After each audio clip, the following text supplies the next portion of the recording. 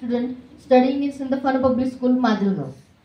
तर आज आपण इथे एक व्याख्यान घेणार आहोत आणि त्याचा विषय आहे ऑल अबाउट रॉकेट्स. म्हणजे आपण अग्निबाणाबद्दल सर्व काही माहिती घेणार आहोत. तर आपण आता सुरू करू. Yes, let's begin. So first of all, I welcome you all to this lecture on all about rockets. Yes.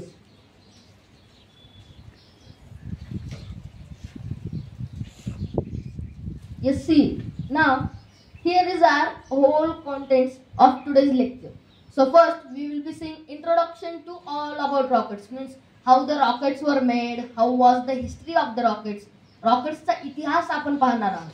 त्यानंतर components of rockets, then types of rockets, रॉकेटमध्ये काय कंपोनेंट असतात, कोणते फ्यूल्स वापरले जातात, त्यानंतर रॉकेटचे प्रकार काय आहेत हे सर्व आपण पाहणार आहोत.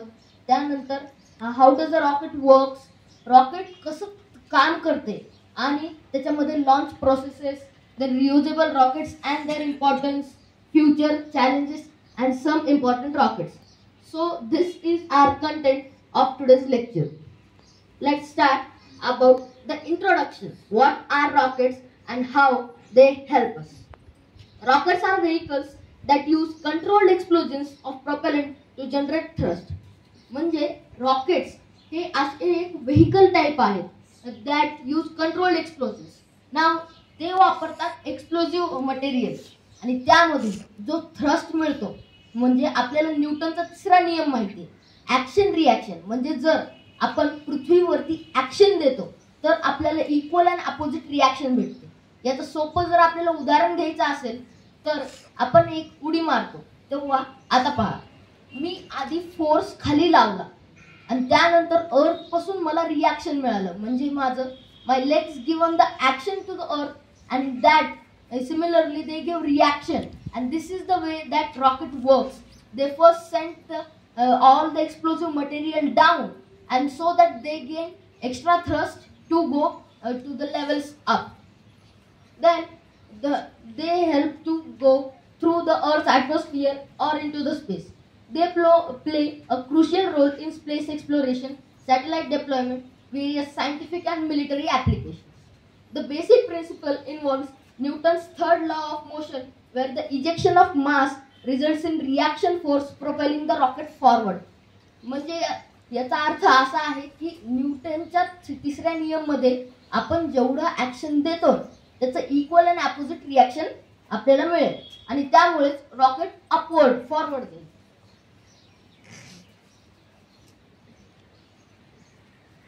Yes, now history of rocketry. रॉकेटरीचा इतिहास म्हणजे रॉकेटरीची सुरुवात कधीपासून झाली. Now Chinese made the first rocket, or in other word gunpowder propelled fire arrows.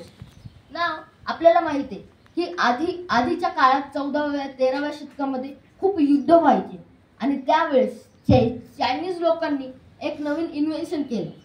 त्यांनी एका स्टिकमध्ये गन पावडर भरला आणि त्याचा स्फोट लावला, म्हणजे ते लांब जाऊन पडायचे आणि शत्रूंना संपून टाकायचे. So that were the first rockets ever made. Then sir Robert Goddard made first liquid propelled rocket. Means the Robert Goddard he is known as the father of rocketry.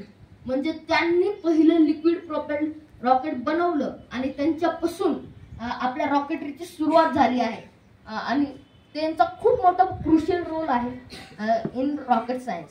Then in our Indian history also there are few mentions of rocketry used, like Tipu Sultan.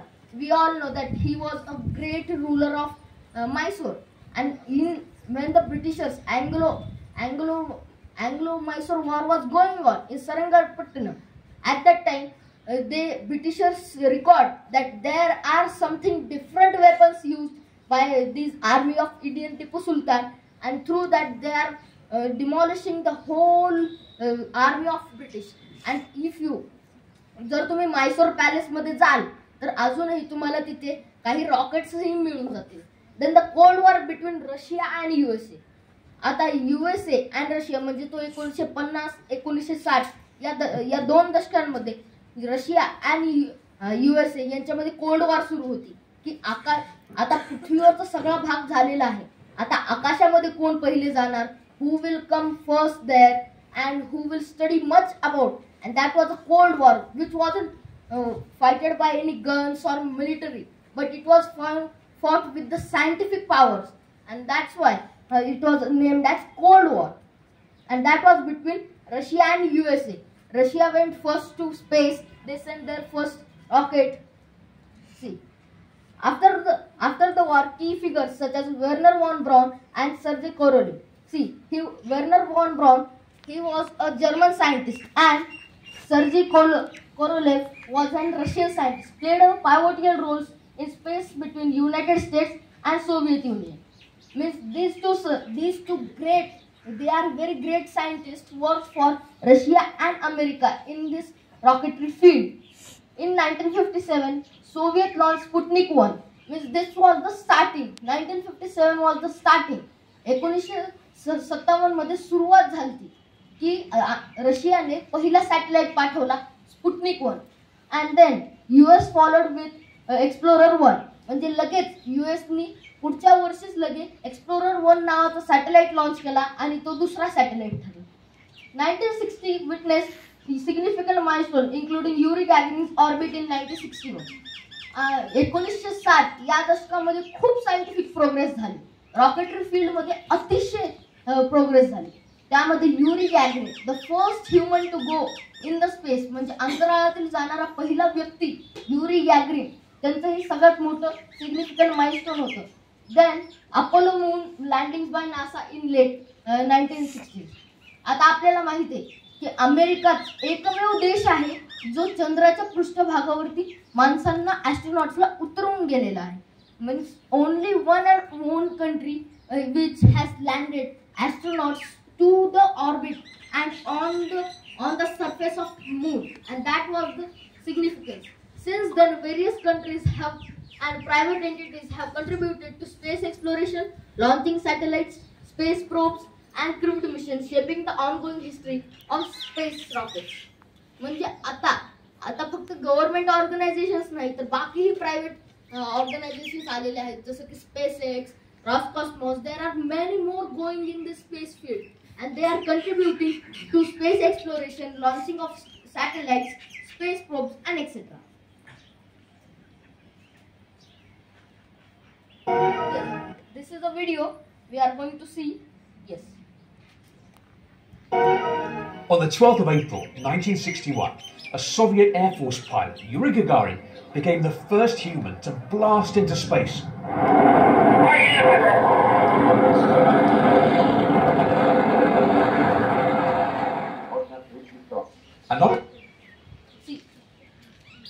आपण हा video पाहिला, त्यामध्ये आपल्याला Yuri गॅगरिन बद्दल सांगितले गेले की ते 1961 मध्ये पहिले मनुष्य ठरले जे आकाशात जाऊन स्पेस मध्ये पोहोचले, आणि आपण तो व्हिडिओ मध्ये पाहिलं की त्यांच्या कॉकपिट मध्ये ते कसे बसलेले होते. Now let's go back in time. आता आपण वेळामध्ये थोडं मागे जाऊया, आपल्याला इतिहास जाणून घ्यायचा आहे. येस, आपण 1960, येस आपण आलो 1926 मध्ये. Now imagine that we are in 1926. Let's go. Yes. Yes. Sir Robert Goddard's contribution to rocketry.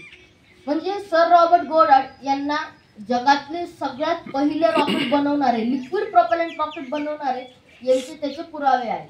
He launched the first rocket of his on 16th March 1926 from a farm in Auburn, Massachusetts. म्हणजे अमेरिकेतील Massachusetts गावाच्या एक लहानशा शेतातून त्यांनी 16 मार्च 1926 ला एक rocket launch केलं, आणि ते पहिलं असं रॉकेट होतं ज्यामध्ये दे use liquid propellants in that rocket, and it was the first one to do so. This was the first ever successful liquid propellant rocket launch. Nowadays we are using a lot of liquid propellants for launching rockets like PSLV, GSLV, and all other rockets. But he was the first to use those rockets in that time, in 1926. Due to his work and research in this field, he is also known as father of modern rocketry. म्हणजे त्यांच्या या कामामुळेच यांच्या रॉकेटरीमध्ये research आणि त्यांच्या या कामामुळे त्यांना father of rocketry असंही म्हणण्यात येत आहे. म्हणजे रॉकेट सायन्सची सुरुवात यांच्यापासूनच झाली होती. पण रॉबर्ट गोडार्ड सरांना आयुष्यात खूप फेलियर्स आले होते. म्हणजे जेव्हा त्यांचा मृत्यू झाला त्यानंतर लोकांना कळाले की हे किती मोठे व्यक्ती होते. कारण त्याच्या आधी कोणीच त्यांच्याकडे लक्ष देत नव्हतं, त्यांचा बरोबर सन्मान नव्हता होत. त्यांना असं म्हणजे लोक त्यांना म्हणायचे की हा वेडा काय करू शकतो. बट आफ्टर दॅट म्हणजे त्यांच्या मृत्यूनंतर त्यांची ओळख झाली आणि he was known as father of rocketry.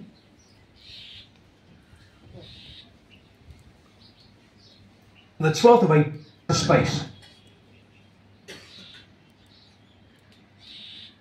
Yes. Now let's see components of rockets. आता रॉकेट मध्ये कोणती कंपोनेंट्स असतात हे आपण एकदा पाहूया. So first there are two systems. One structure system, propulsion system and payload system. So first see the structure system. Structure system, it has a nose cone, fuel, frame, oxidizer, pumps, nozzle, fin. These all come in the structure system. आता structure system म्हणजे रॉकेटचं बाहेरचं जे structure आहे ते कशापासून तयार झालं आहे. म्हणजे ॲल्युमिनियम, वेगवेगळे मेटल्स, ते एअर रेजिस्टन्स कमी करणे, ते सर्व गोष्टी या स्ट्रक्चर सिस्टम मध्ये येतात. Then comes the propulsion system. Propulsion system मध्ये असते आपलं फ्यूल. म्हणजे फ्यूल किती आहे, कोणतं फ्यूल वापरलंय, ऑक्सिडायझर, ते सर्व ह्या प्रपोल्शन सिस्टम्स मध्ये असतात. प्रपोल्शन सिस्टम मध्ये असते fuel, then oxidizer. Now fuel majorly is use liquid hydrogen. म्हणजे हायड्रोजन जी गॅस असते त्याचं liquified form is known as liquid hydrogen and we use as a fuel. And oxidizer हे दोन महत्त्वाचे फ्यूल्स आहेत, एक लिक्विड हायड्रोजन आणि liquid oxygen.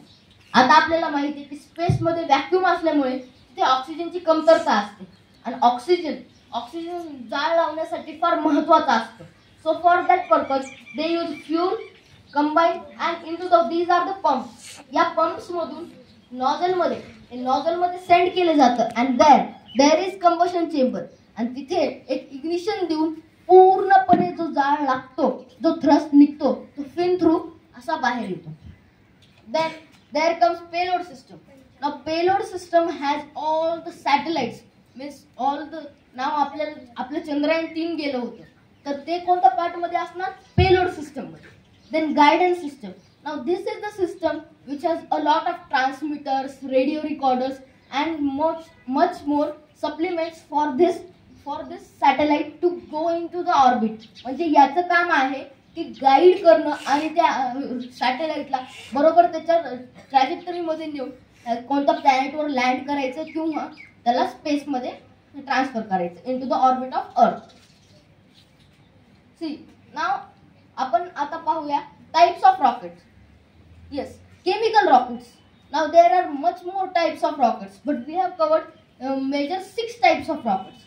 So chemical rockets, most common type म्हणजे chemical rockets सगळ्यात जास्त common rockets आहेत. म्हणजे जे काही जास्त रॉकेट लॉन्चेस होतात त्याच्यामध्ये जास्त तर हेच वापरले जातात.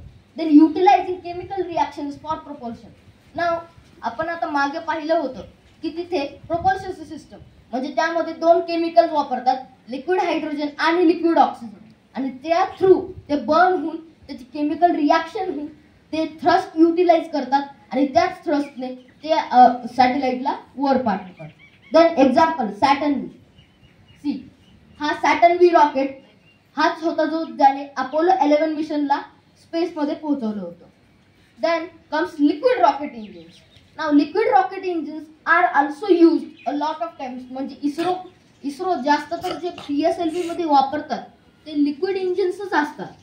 See this use liquid propellants allowing precise control and shut off.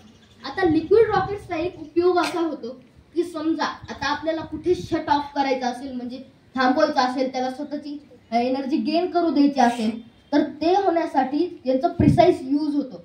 म्हणजे ते आपोआप म्हणजे ऑटोमॅटिक शटडाऊन अँड कंट्रोल म्हणजे कंट्रोलेशन पण असतं, किती फ्यूल वापरायचं, कसं फ्यूल वापरायचं, जास्त वापरायचं का कमी वापरायचं. तर हे फ्यूलचा वापर चांगला होतो आणि प्रिसाइजली होतो. त्यामुळे लिक्विड रॉकेट इंजिन्स आपल्यासाठी अतिशय महत्त्वाचे असतात. Now Apollo's F1 engine, see this engine we are seeing that is Apollo F1 engine, and that's the one which uses liquid rocket engine. Then SpaceX Merlin engine. The Merlin engine is too important for our next upcoming future because it's the one in the SpaceX mission 2 for the Starship mission. See, this is how it looks. Yeah. Now solid rocket boosters.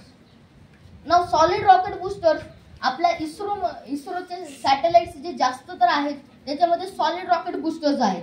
म्हणजे GSLVचे पहिले 2 stage असो किंवा PSLVचे most of the stages असो ते liquid आणि solid या 2 engines मध्येच वापरले जातात. So what is the propellant is in the solid form providing simplicity and reliability.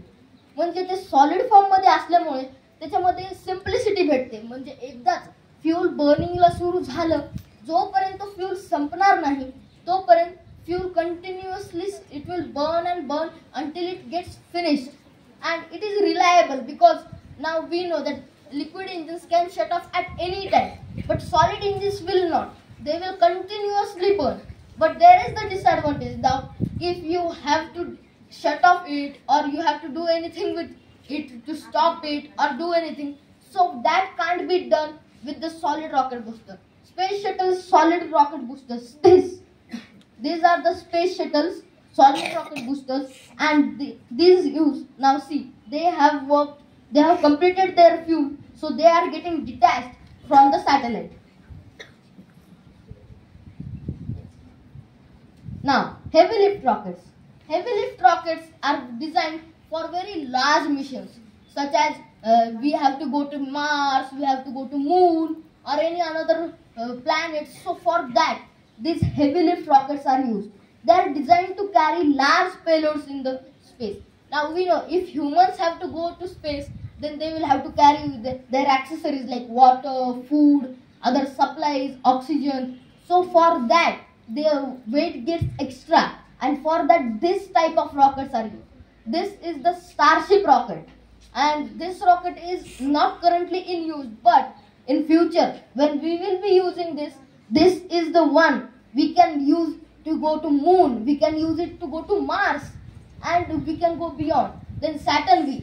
Now Apollo 11, the first human to go on the Moon, Neil Armstrong. So that was the greatest rocket ever made. Means we say that it is the heaviest and the most useful rocket because it sent humans to the moon. माणसांना चंद्रावरती पाठवणारा हा rocket Saturn V आपल्यासाठी जगातला सर्वात powerful rocket मानला जात होता.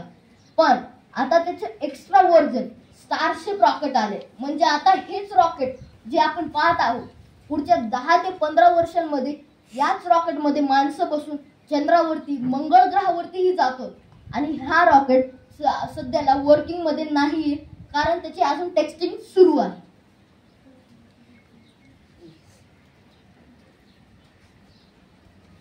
नाव reusable rockets. Reusable म्हणजे आता आपण 3 R's ऐकतो स्वच्छतेचे, reuse, recycle and remake. So in that reusable rockets म्हणजे या शब्दावरूनच आपल्याला कळते की पुन्हा पुन्हा वापरता येणारे रॉकेट्स. म्हणजे याच रॉकेटचा वापर आपण पुन्हा वापरू शकतो. Means first we will launch them, then one part will come slowly down, it will land and then again we will refuel it and again it will go. म्हणजे आपण एक रॉकेट मिशन पाठवतो, त्याचा एक स्टेज आपण slowly अर्थच्या सरफेसवर land करतो आणि पुन्हा जेव्हा त्याला आपण रिफ्यूल करतो तर तीच स्टेज पुन्हा आपण वापरून पुन्हा अजून एक रॉकेट बनवू शकतो आणि ते पुन्हा अजून एक मिशनला आपल्याला कामाला येईल. Example SpaceX Falcon 9. हे पहा, हे Falcon 9च आहे. म्हणजे याचं 2 स्टेज रॉकेट आहे.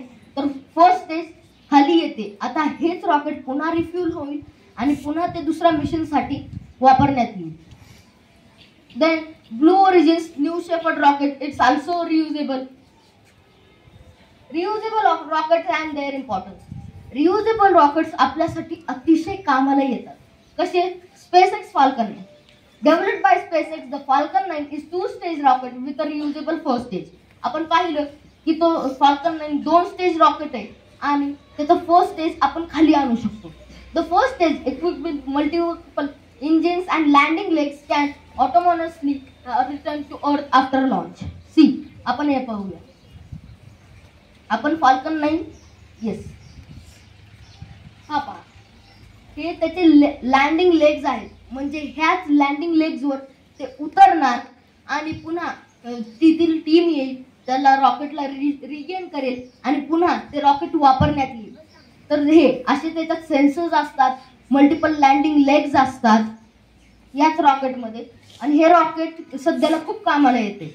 म्हणजे सुनीता विल्यम्स मॅम आता वापस आल्या तर याच रॉकेटमधून त्यांचं क्रू मिशन लॉन्च झालं होतं. It can return to earth after the launch. Blue Origin's New Shepard developed by Blue Origin. The New Shepard is suborbital rocket designed for space tourism and research mission. म्हणजे आता हे blue origin, आता खूप companies आहेत, SpaceX आहे, blue origin आहे, New Shepard आहे. तर हे जे त्यांचं रॉकेट आहे तर ते सब ऑर्बिटल मिशन साठी आहे. म्हणजे आता सध्याला स्पेस टुरिझम ही एक नवी फील्ड येत आहे. म्हणजे अंतराळातील फिरायला जायचं आणि वापस यायचं, लाईक अ टूर. आपण जसं टूर्सला जातो तसं स्पेस टूर्स आता पुढच्या भविष्यामध्ये येणार आहे. आणि त्यासाठी ब्लू ओरिजिनचं न्यू शेपर्ड रॉकेट आहे. Both the rocket and crew capsule, म्हणजे जे रॉकेट आहे जे आपल्याला पाठवणार आणि दुसरा जे क्रू कॅप्सूल ज्याच्यात आपण बसून जाणार, ते दोन्हीही रियुजेबल आहे.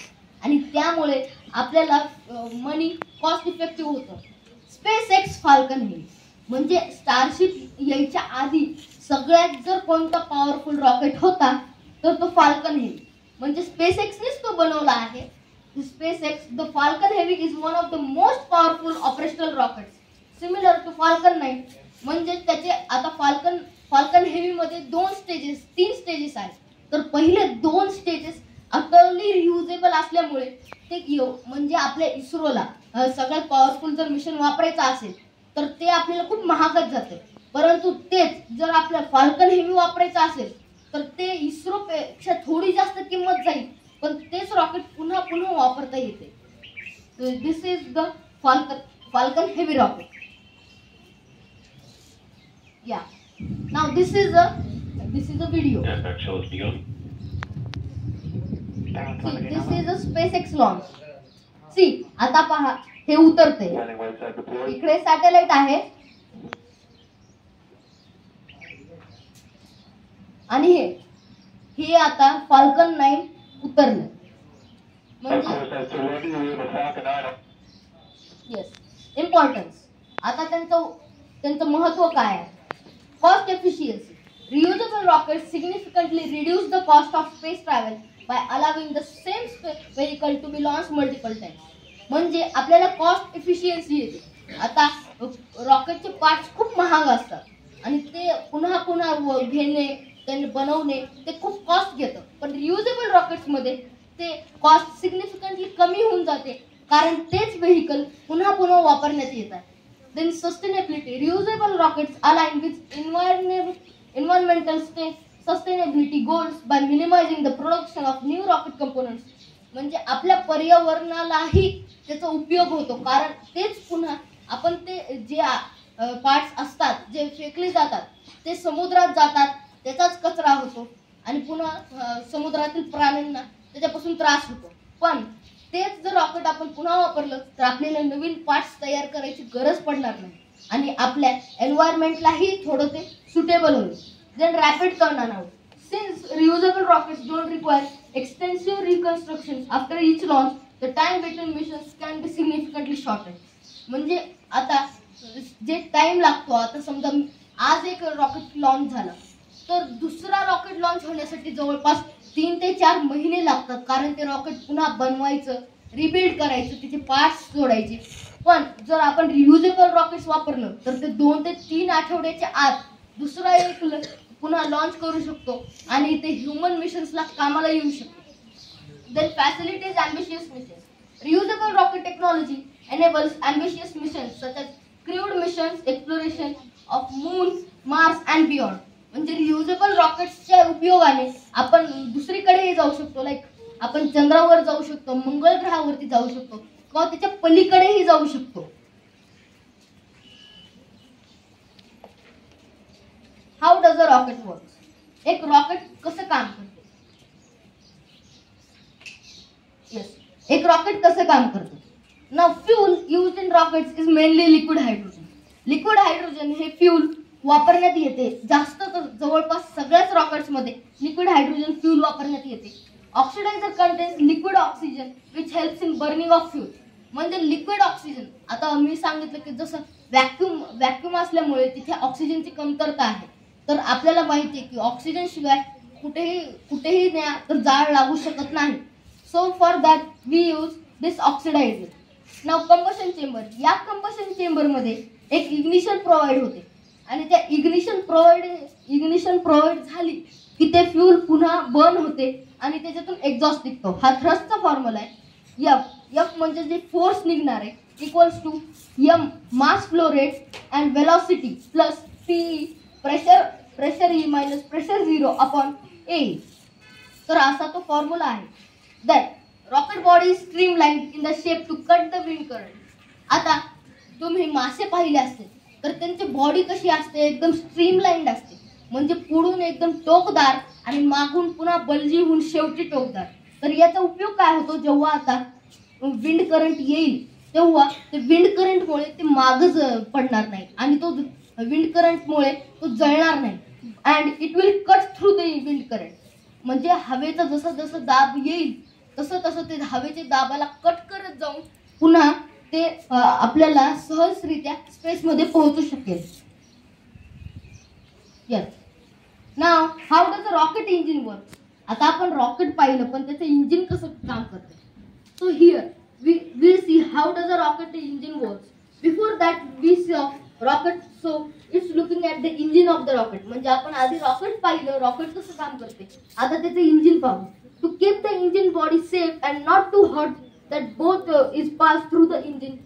ना म्हणजे जर आपल्याला ते रॉकेट बॉडी जास्त गरम करायची नाही आणि ते एक्सप्लोजन पासून वाचवायची तर दोन्ही ऑक्सिडायझर आणि फ्यूल दोन्ही एकाच टायमिंगला सहज त्या पाईप्स थ्रू न्यावं लागते. Then now we know the temperature. आता लिक्विड ऑक्सिजन ज्या टेम्परेचरवर उकळते ते टेम्परेचर आहे -183 डिग्री सेल्सिअस. म्हणजे -183 डिग्री सेल्सिअसवर गेलं तर ते उकळायला सुरू होणार आणि त्या बॉइलिंगमुळे त्या रॉकेटमध्ये एक्सप्लोजनही होऊ शकतो. अँड देन हायड्रोजनचं पण तसंच आहे. -250 डिग्री सेल्सिअसवर ते starts boiling and that makes the rocket too hot for work so that it is stable. म्हणजे हे इग्नायटर आहे. इग्नायटर म्हणजे हे दोन्ही एकाच टायमिंगला पास होणार आणि त्या दोन्हीचं पास झाल्यामुळे ते कंबशन येणार. त्या नॉझल मधून सगळ्या हॉट गॅसेस बाहेर निघून ॲक्सलरेशन होणार. Types of fuels in the rocket. म्हणजे रॉकेट्समध्ये 2 टाईपचे फ्यूल असतात. एक सॉलिड, एक लिक्विड. आपण लिक्विडचं पाहिलं, आता आपण सॉलिडकडे पाहू. So model of solid rocket engine. आता यामध्ये एक सिंपल सिस्टम आहे. हे विंड करंट येऊन कट होण्यासाठी इथे फिन्स आहेत. त्यानंतर काय होते की इथे प्रोपेलंट आहे आणि ते चार्ज आहे. नाव चार्ज इज गिवन म्हणजे इलेक्ट्रिक चार्ज. आपल्याला माहिती when electric current flows it generates heat energy आणि तीच हीट एनर्जी या प्रोपेलंट मध्ये जाणार and through that propellant the hot gases म्हणजे ते जाळ लागला की पूर्ण त्या हॉट गॅसेस नॉझल थ्रू बाहेर पडणार आणि आपल्याला जे प्रेशर पाहिजे आहे ते प्रेशर मिळून रॉकेट वर जाणार. This is the working of solid launch processes. आता या लॉन्च प्रोसेस कशा असतात म्हणजे first we will see the process and then आपण एक पूर्ण असा एक रॉकेट लॉन्च पाहणार. Pre-launch preparations, the preparations which are done before for the launch, the countdown 3, 2, 1 and all the countdowns, the ignition sequence, lift off. This is the lift off, ascent phase, orbital insertion, then payload deployment or mission operation, re-entry and landing and completion. तर आपण आता एक video पाहूया. Science for today and for deep space exploration. Yes, हे आता lift off झालं. Captain 9 has cleared the tenders.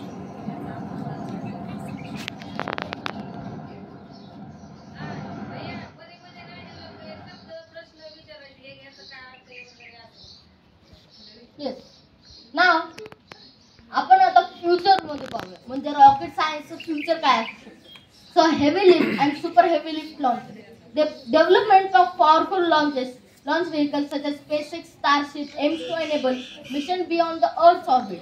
म्हणजे आता हेवी लिफ्ट जे रॉकेट असणार आहे लाईक स्पेसएक्सचं स्टारशिप, तर त्याचं मिशन कंट्रोल जवळपास आता ते परवानगी मिळणार आहे त्याच्यासोबत लॉन्चेस करण्याची, आणि त्यानंतर ते आपल्याला बियॉन्ड द अर्थ ऑर्बिट, आपल्याला अर्थच्या ऑर्बिटच्या बियॉन्ड ते नेऊ शकतो. देन रियुजेबल रॉकेट टेक्नॉलॉजी, आपण पाहिलं की ते continued of refinement in reusable technology is expected, म्हणजे अजून त्याच्यात रिफाइनमेंट होऊन अजून त्याचा उपयोग कसा होईल याच्यामध्ये आपण काम करणार आहोत. इंटरप्लॅनेटरी exploration, increase focus on interplanetary exploration with plans for crewed missions. आता इंटरप्लॅनेटरी मिशन्स जे आपण मार्स, ज्युपिटर, सॅटर्न तिथे पाठवतो, तर त्यासोबत क्रूड मिशन म्हणजे माणूसही त्यासोबत जाणार आहे. Then international collaborative efforts between countries and space agencies, म्हणजे आता म्हणजे वेगवेगळ्या देशांचं कोलॅबोरेशन अजून वाढणार आहे, म्हणजे ते वाढू शकते आणि त्यामुळे ते स्पेस एक्सप्लोरेशनसाठी खूप मदतगार असेल. Private companies are exploring concepts of commercial space stations, म्हणजे आता प्रायव्हेट कंपनीज जसं की SpaceX, ब्लू ओरिजिन, तर ते आता स्वतःचे दुसरे स्पेस स्टेशन्स उभारण्याच्या प्लॅनिंगमध्ये आहे आणि त्याच्यामुळे आपल्याला प्लॅटफॉर्म्स मिळेल सायंटिफिक रिसर्चसाठी. Then space tourism, continued growth in space tourism with increasing number of private companies. Private companies मधून स्पेस टुरिझमला वाढ मिळणार आहे, म्हणजे स्पेसमध्ये आता टूर करणं ही वाढणार आहे. देन चॅलेंजेस, आता आपल्याला चॅलेंजेस काय मिळू शकतात. हाय लॉन्च कॉस्ट, म्हणजे लॉन्च करण्यासाठी कॉस्ट खूप जास्त असते. Then environmental impact, space debris, reliability and safety, limited payload capacity, आपल्याला कॅपॅसिटी लिमिटेडच असते जास्त तर. Then technological obsolescence, international collaboration barriers, आता वेगवेगळ्या देशांमध्ये वाद असतात तर त्यामुळे या मिशन्सला इफेक्ट पडू शकतो. Then sustainable propulsion, human health in space, म्हणजे आपल्याला ह्युमन हेल्थ मनुष्याला खूप अंतराळामध्ये हानीही होऊ शकते आणि after that space traffic management. So these are the challenges, but let go all the challenges and let's come to our next topic, and that is going to be some important rockets. We are seeing most of the important rockets. Saturn V. This is the most powerful rocket of 20th century. It had capacity of taking 130 tons of payload to orbit and 50 tons of payload to the moon. This is the famously known for Apollo missions. म्हणजे Apollo 11 या mission through humans मूनवर गेलते, तर त्या मिशनला नेण्यासाठी हा rocket खूप famous आहे. So this is the rocket of Saturn V. हा US ने तयार केला होता 20th सेंचुरी मध्ये. Space shuttle is a reusable, म्हणजे हे त्या टायमिंग मधलं रियुजेबल रॉकेट होतं. त्यामध्ये पहिले दोन स्टेजेस गळून पडायचे आणि त्यानंतर जे शटल होतं ते वापस येईल. इट हॅज 2 रॉकेट बूस्टर्स, हे 2 रॉकेट बूस्टर्स आहेत. देन ऑरेंज कलर टँक, हा टँक आहे त्यामध्ये फ्यूल सेव्ड असते, contains fuel which help the shuttle to go in the orbit. आता 1 February 2003 the space shuttle Columbia disaster happened, म्हणजे त्या disaster मध्ये 7 ॲस्ट्रोनॉट्स मेले होते, म्हणजे त्यांचा मृत्यू झाला होता आणि त्यामध्ये आपल्या भारताच्या मूळ नागरिक कल्पना चावलाही होत्या आणि त्या ह्याच स्पेस शटल मध्ये गेल्या होत्या. येस. नाव आपला पुढचा रॉकेट आहे लॉन्च व्हेकल मार्क 3 और LMV3. Now this rocket is our India's most powerful rocket, म्हणजे आपल्या भारताचा सर्वात शक्तिशाली व सगळ्यात चांगला जर रॉकेट असेल तर तो हा आहे LVM3 launch vehicle Mark 3. It can lift 6 tonne of payload to LEO, म्हणजे लो अर्थ ऑर्बिट मध्ये 6 टन वेट तो नेऊ शकतो. And it is the famous, म्हणजे हा रॉकेट फेमस झाला आहे चंद्रयान 3, आपल्या देशाच्या चंद्रयान 3 मोहिमेसाठी, आणि त्यामुळे हे रॉकेट खूप आपल्याला युजफुल झाले आहे. येस. आपला पुढचा रॉकेट आहे स्टारशिप. नाव मी सांगत होतो की starship it's the heaviest rocket ever. It can carry about 100 to 50 tons. It is actually made for service to Earth. म्हणजे हे वाक्य बघा. Service to earth orbit, service to earth orbit, moon, Mars and beyond. म्हणजे ह्या रॉकेटचं कामच आहे की आपल्याला सर्व्हिस देणं अर्थ ऑर्बिट मध्ये, चंद्रावर आणि मंगळ ग्रहाच्या बियॉन्ड म्हणजे मंगळ ग्रहाच्या पलीकडेही हा रॉकेट मनुष्यांना पाठवू शकतो. Space developers are 100% sure that this is the 100% reusable rocket. म्हणजे हा रॉकेट, बाकीचे रॉकेट जवळपास 50%, 45% रियुजेबल होते. हा रॉकेट 100% रियुजेबल आहे. म्हणजे हाच रॉकेट, सेम रॉकेट स्पेस मध्ये पाठवण्यात येईल आणि पुन्हा तोच रॉकेट सेम टू सेम वापस येईल आणि त्यामुळे आपल्याला ओव्हरऑल आपल्या ह्युमॅनिटीला खूप याचा उपयोग होणार आहे. हा स्पेसएक्स कंपनीने डेव्हलप केलेला आहे. नाव फाल्कन नाही, आपण फाल्कन